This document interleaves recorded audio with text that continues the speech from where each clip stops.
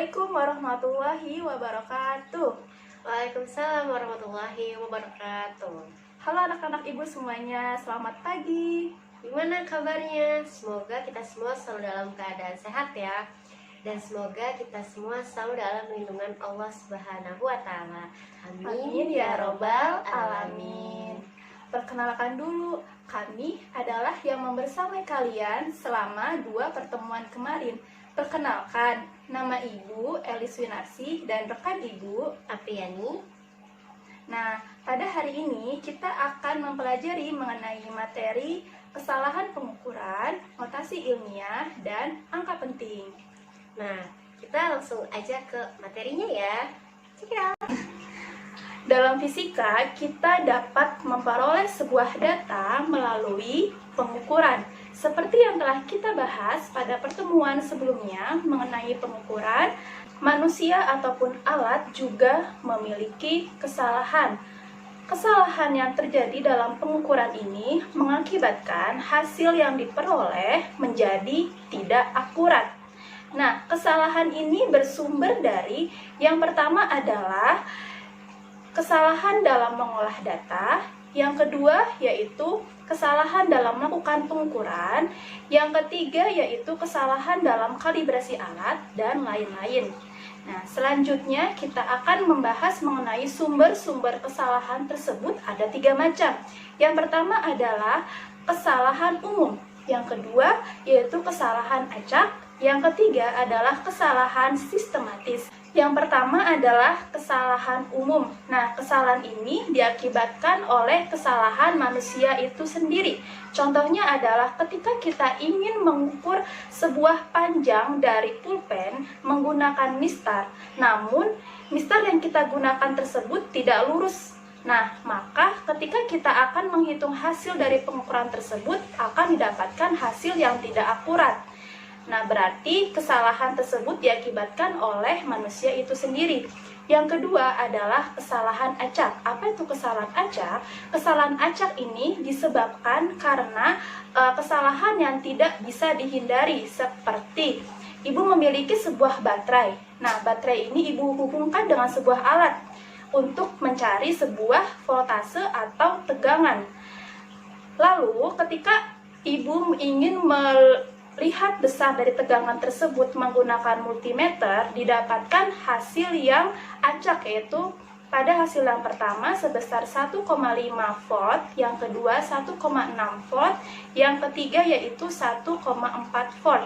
Nah, ini menunjukkan adanya fluktuasi. Contoh yang kedua, misalkan ibu memiliki sebuah batu tersebut bentuknya tidak bulat rata.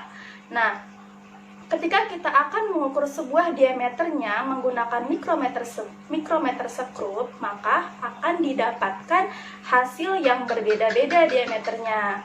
Nah, yang ketiga adalah kesalahan sistematis. Kesalahan sistematis ini disebabkan oleh kalibrasi alat. Nah, ketika kita akan melakukan sebuah pengukuran, pasti menggunakan sebuah alat ukur.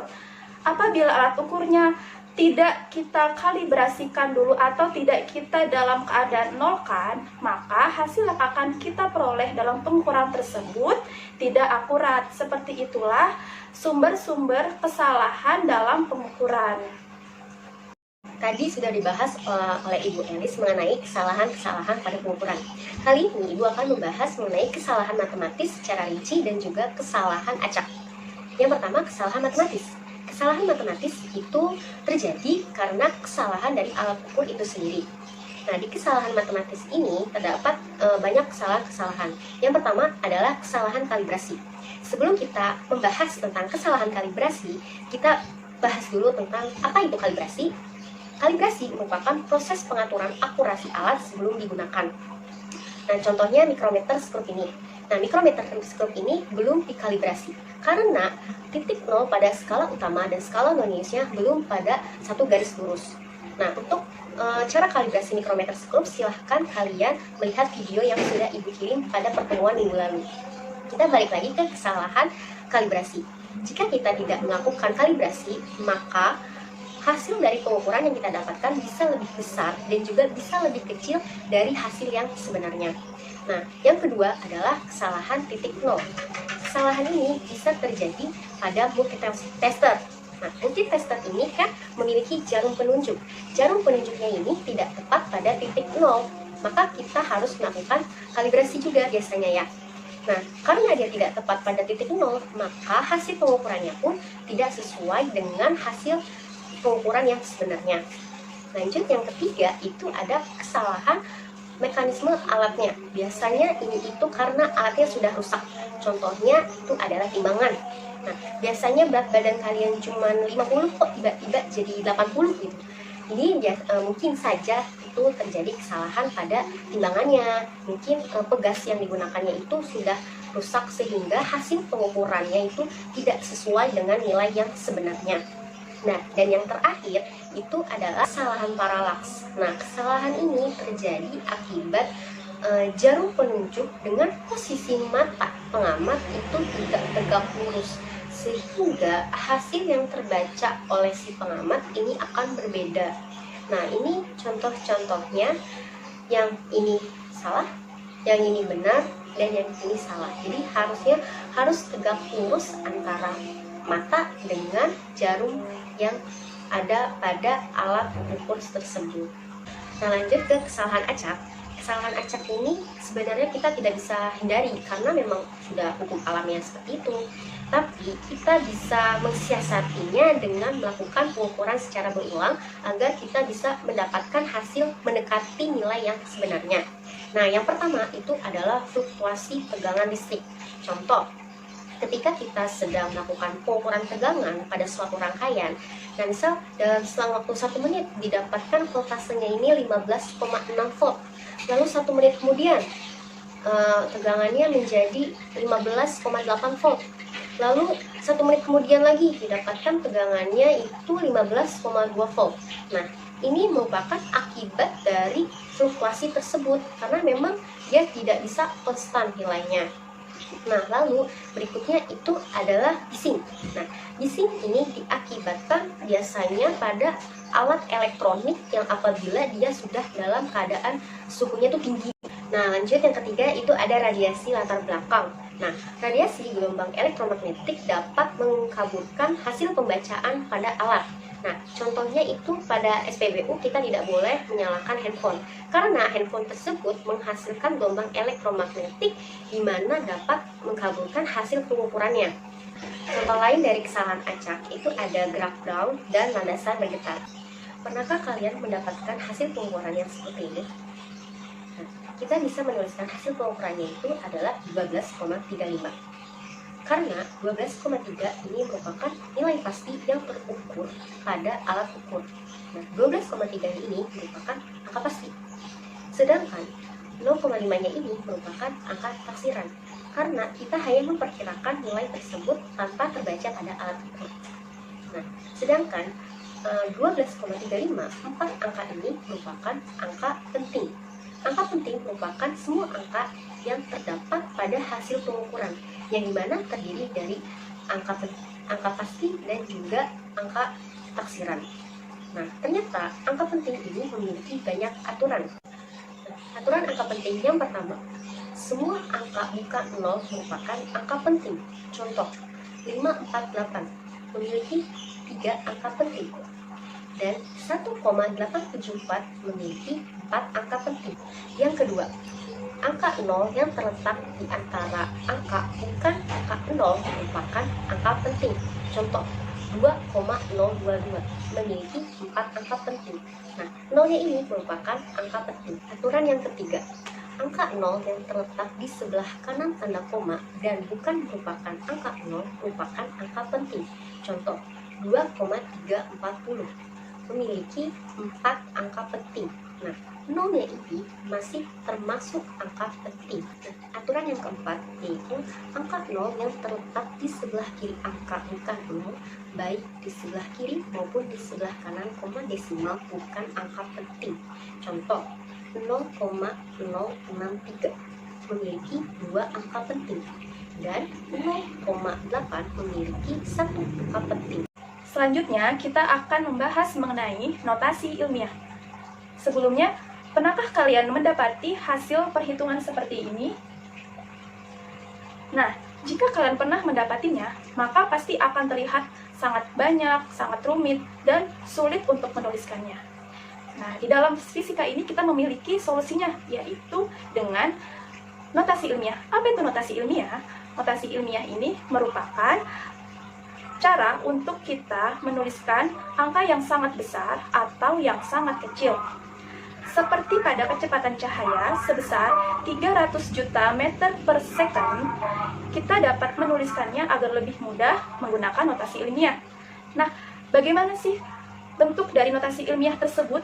Nah, inilah bentuk dari notasi ilmiah tersebut, yaitu ada A, titik-titik dikali 10 pangkat N. Nah, A ini adalah bilangan asli, yaitu sebesar 1 sampai 9. Nah, yang N adalah eksponen.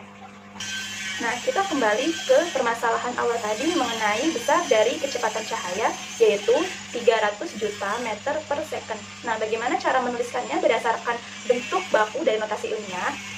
Kita dapat melihat bahwa angka 3 ini merupakan angka bilangan asli dalam bentuk baku yang ada pada notasi ilmiah. Kita tulis dulu 3 dikali 10 pangkat N. N-nya itu kita hitung berapa banyak 0 yang ada pada bilangan ini, yaitu 1, 2, 3, 4, 5, 6, 7, 8. Berarti N-nya ada 8.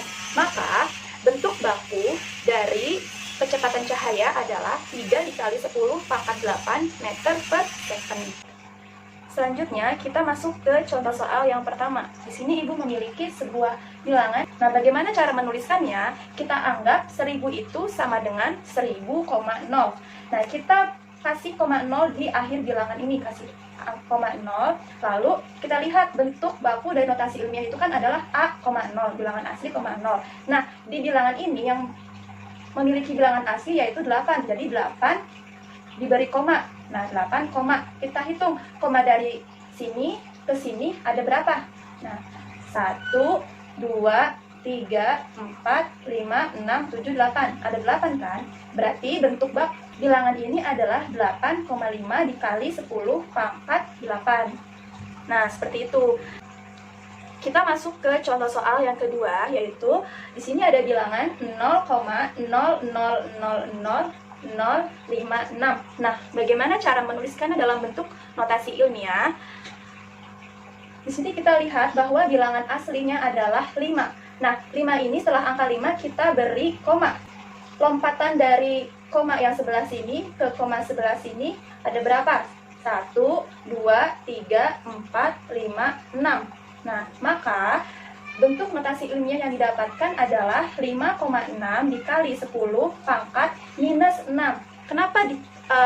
Kenapa bentuk notasi ilmiahnya dalam bentuk minus? Karena contoh soal yang kedua ini merupakan bilangan desimal, sedangkan contoh soal yang pertama ini merupakan bilangan bulat. Jadi pangkatnya itu bukan dalam bentuk minus. Nah, seperti itulah contoh dari penulisan notasi ilmiah. Nah, selain notasi ilmiah, dalam fisika juga terdapat pembulatan. Tujuan dari pembulatan ini yaitu untuk memudahkan kita dalam melaporkan hasil pengukurannya. Terdapat 3 aturan dalam pembulatan. Yang pertama, angka kurang dari 5 dibulatkan ke bawah. Contoh, 1,234 dibulatkan menjadi 1,23. Yang kedua, angka lebih dari 5 dibulatkan ke atas. Contoh, 1,2358 dibulatkan menjadi 1,236.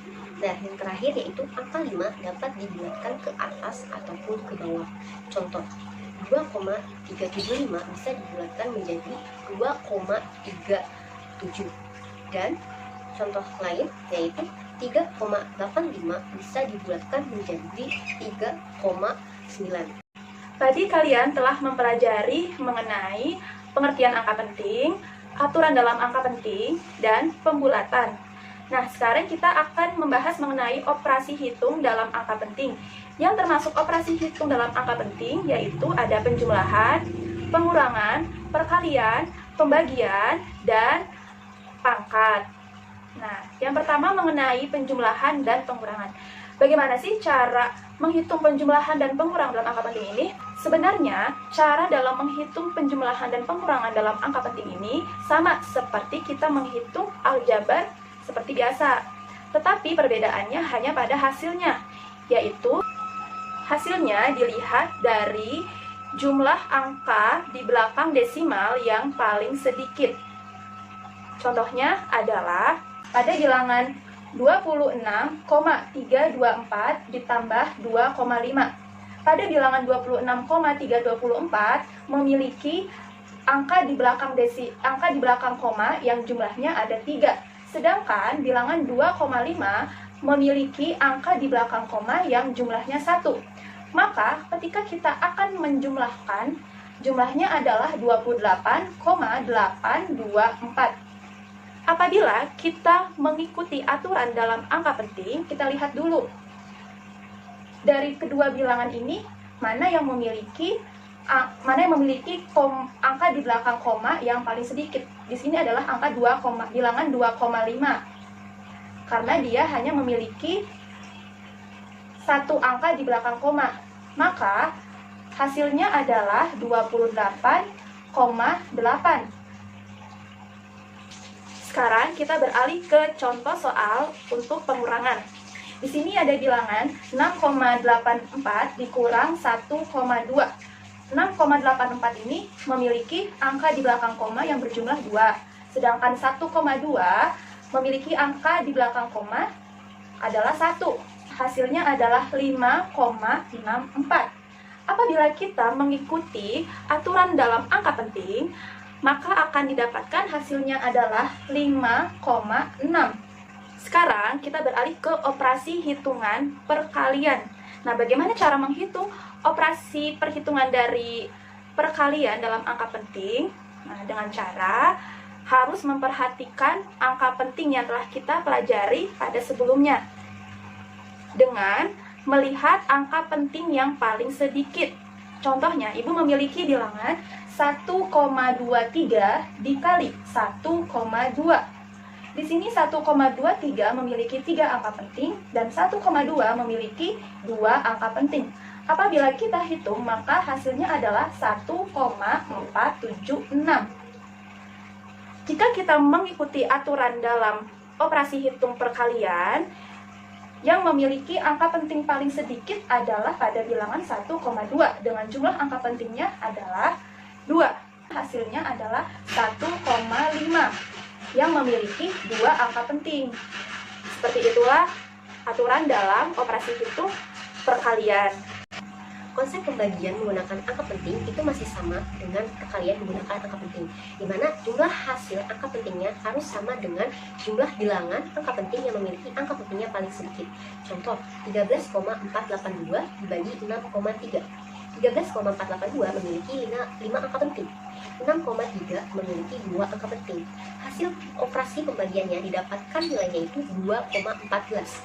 Nah, karena kita harus mengikuti aturan pembagian menggunakan angka penting, maka kita harus menyajikannya harus 2 angka penting, sehingga hasilnya itu adalah 2,1. Dan yang terakhir yaitu operasi pangkat. Nah, konsepnya masih sama dengan perkalian dan pembagian menggunakan angka penting, di mana jumlah hasil angka pentingnya itu harus sama dengan jumlah bilangan angka penting yang memiliki angka pentingnya paling sedikit. Contohnya 15,6 pangkat 2 itu memiliki 3 angka penting, 1, 5, dan 6. Nah, hasil dari pangkatnya yaitu 156,25 memiliki 5 angka penting. Sedangkan kita harus mengikuti aturan pangkat menggunakan angka penting, sehingga kita harus menyajikannya menggunakan 2 angka penting, sehingga hasil yang diperoleh yaitu 156. Sekian pertemuan pada hari ini. Jika ada yang ditanyakan, silakan tanyakan pada room chat WhatsApp. Minimal satu kelas mengajukan 1 pertanyaan. Dan berakhirlah pembelajaran kita pada kali ini, dan semoga apa yang kita pelajari pada hari ini dapat bermanfaat pada kehidupan kita saat ini dan kelak. Kurang lebihnya mohon maaf. Wassalamualaikum warahmatullahi wabarakatuh.